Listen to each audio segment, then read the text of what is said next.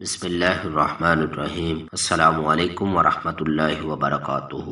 پادری نے اعلان کیا کہ جس نے جنت خریدنی ہے وہ ہم سے رابطہ کر سکتا ہے، اور جاہل لوگ جنت حاصل کرنے کے لیے بڑی سے بڑی رقم ادا کرنا شروع ہو گئے۔ ایسے میں ایک عقل مند شخص نے جہالت کا شکار ان لوگوں کو اس کام سے روکنے کے لیے ہر ممکن کوشش کی، لیکن بے سود۔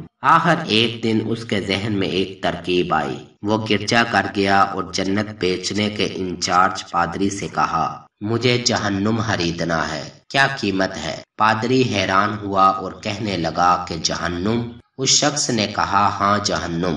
پادری خوش ہوا، اب جہنم بیچ کر بھی کمائی کر سکوں گا، لہذا سوچے بغیر کہا کہ 3 سکے۔